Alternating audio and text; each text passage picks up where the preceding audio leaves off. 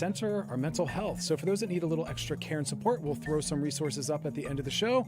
I wanted to start off by reminding everyone right now, it's okay to not be okay. And what I mean by that is that mental health is a full range of expression of emotions, and that's actually a sign of strength. We want to work towards normalizing people expressing how they're feeling. To be struggling and not doing well isn't a sign of being weak. It isn't a sign of being broken. And I know right now it's very difficult when we're seeing some people posting pictures and they're thriving and they're traveling. But again, most of us are in the same boat where we're doing the best we can. And so a loving reminder to just drop the bar a little bit, be kind on yourself and others. But in terms of emotional expression, some of it is a little gendered. And I want to remind those that are male expression that mental health is something that men need to focus on as well. And it's an even more important and radical act for someone that's male identified to express their emotions in our culture. So we definitely want to support that. But you don't have to do it alone. There are therapy, there are friends, there are family members, and also some of the resources we're going to put up at the end of the show. And let's go now to our first guest, Victoria Konefal. How are you? Welcome to the show.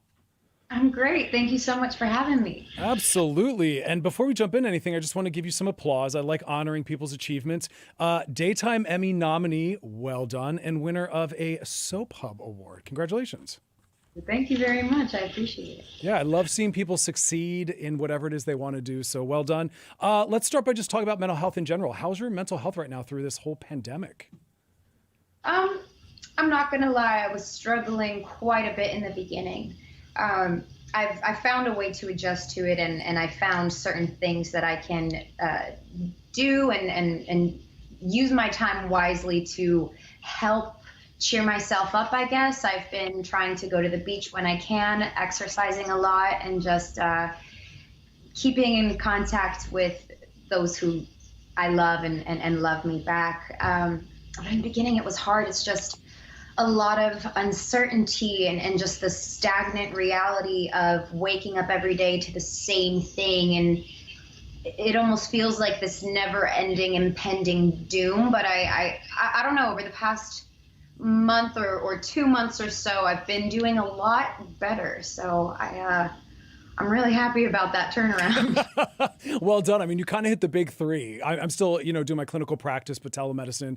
And that's what I'm saying to everyone. Move your body, get some nature, and stay connected to people you care about. Because I know for me, I can wind up having sat maybe for an entire 12 hours. So just moving has been really helpful for me.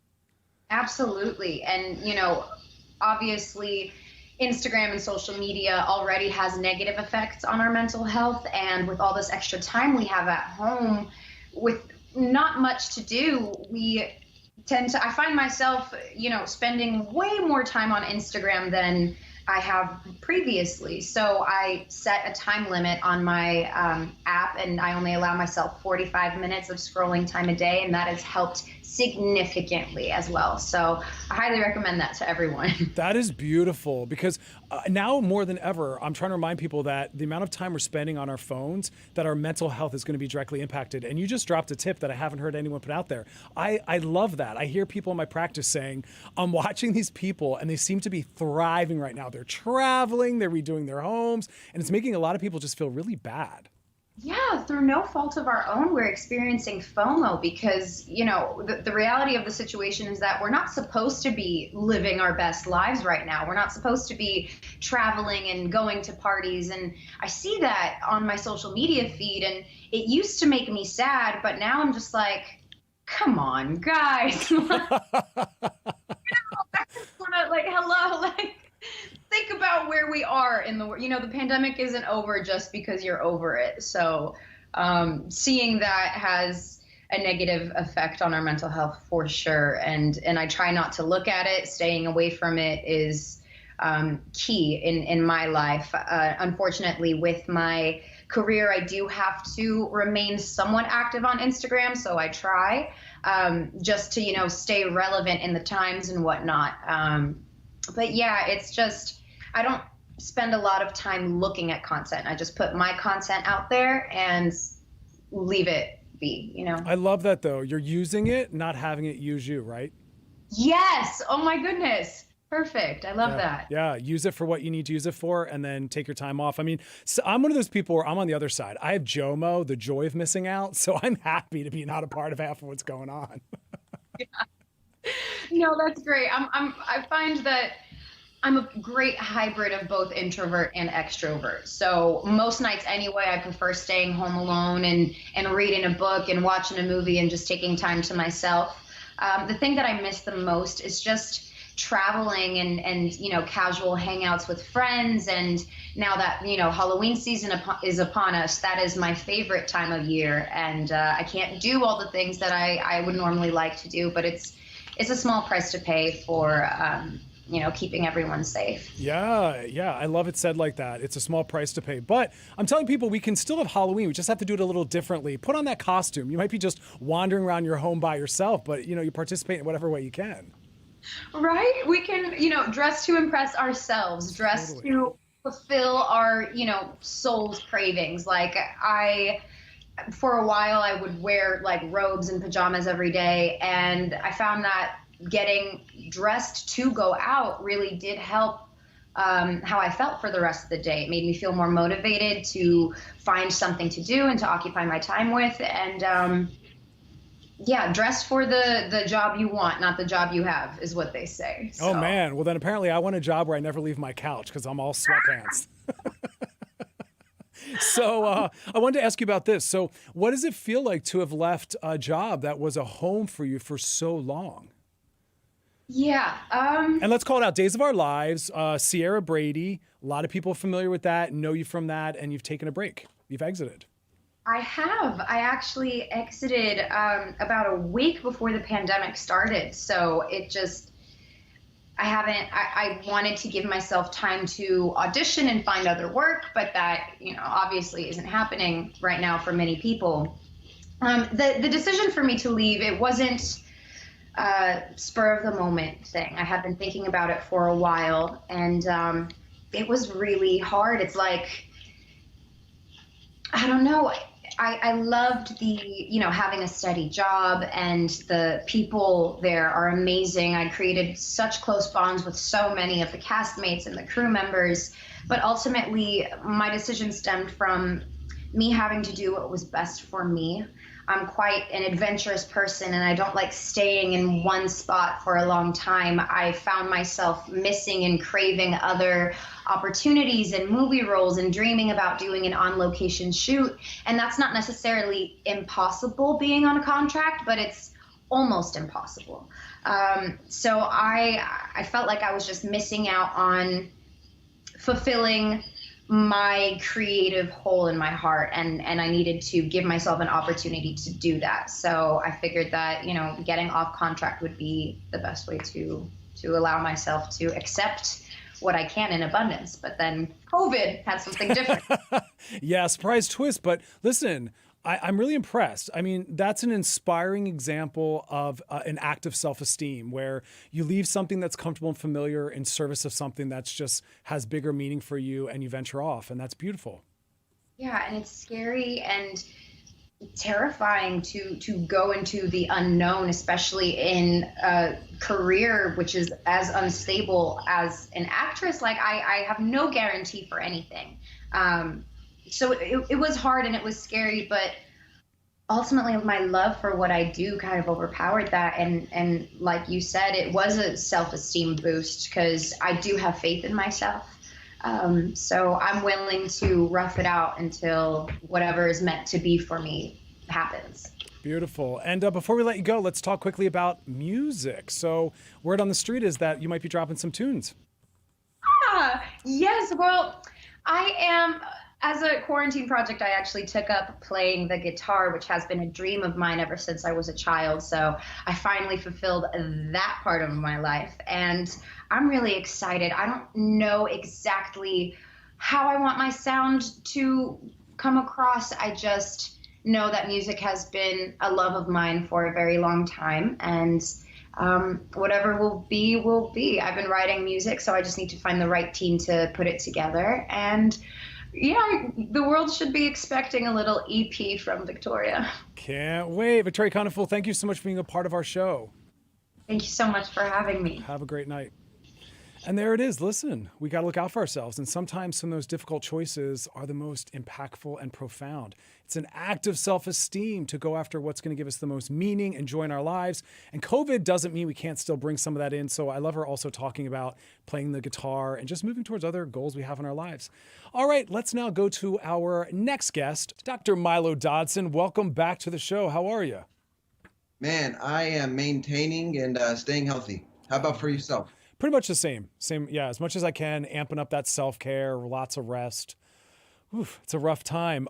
So let's just kind of jump into it. You know, we got an important election coming up. A lot of people in my practice are starting to feel a lot of anxiety. It's showing up in all sorts of different ways. So when we talk about election stress, what kind of perspective should we be offering people? Well, I think when we're talking about managing and maintaining stress around an election or any future day, it's really about the same general approach. So some of the specifics may be different. When we're thinking about election stress, we want to focus on what's within our control and what we're able to do. So folks, I would just want to encourage them to vote and to exercise that right as they are able.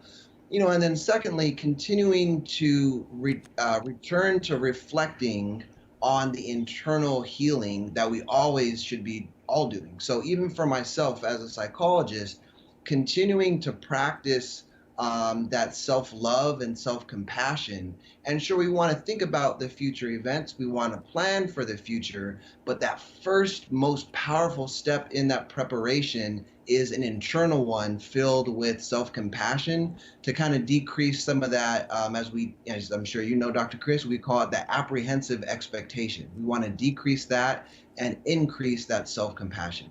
I'm just using that word compassion as much as possible. Be compassionate for your lower level of productivity. Be compassionate for, the struggle you might be having as a parent. Just kind of dropping that bar down on that level. But also, like you said, taking action where you can. We get to have a little bit of power around possibly what happens with the election. So exercise that. Yeah. Yeah, and there's also this compassion when we're able to connect with others that's even increased. So the internal compassion that we have for ourselves is always at 100%. It's always something that we can continue to rediscover. We don't have to create that. But when we're able to connect with others, we're able to manifest something that's bigger than just ourselves.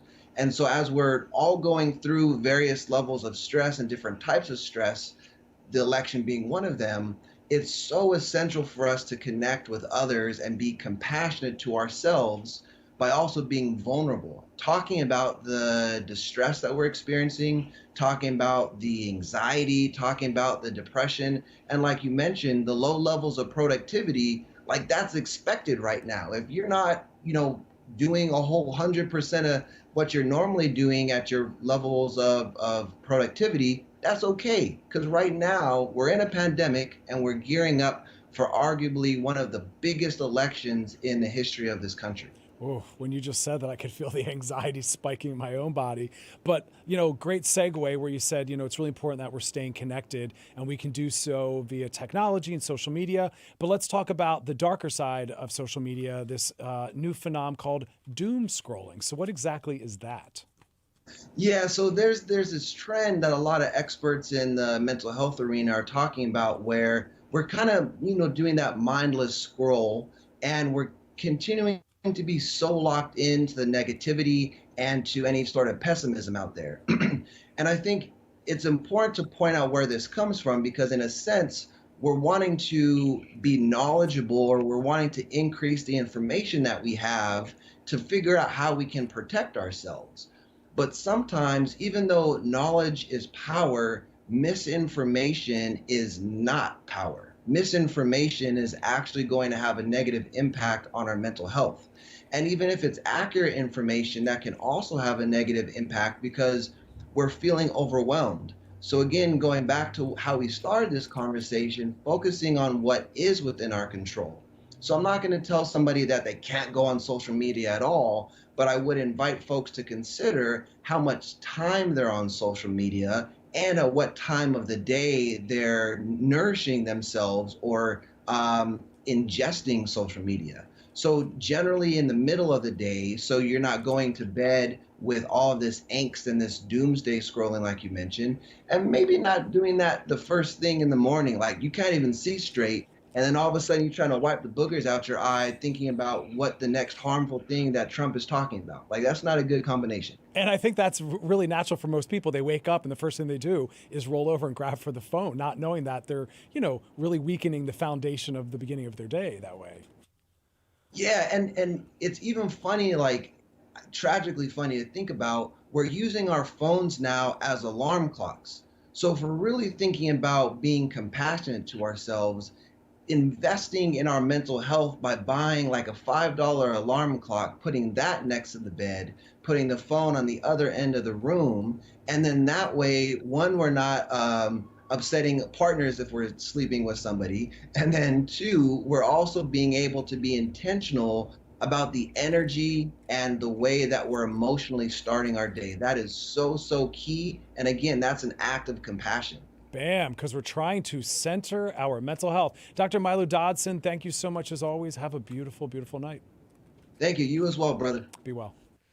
As always, we want to be looking for any changes we can make that are going to really support our mental health and bookend our day with things that are really nourishing and put us in a positive space, because we all know right now the world is throwing all sorts of curveballs at us. So for those that need some more support, we're going to put up some resources at the end of the show. We'll be back next week at 5 p.m. Pacific. That's 8 p.m. Eastern on all the radio.com handles. You can also go there to check out past episodes.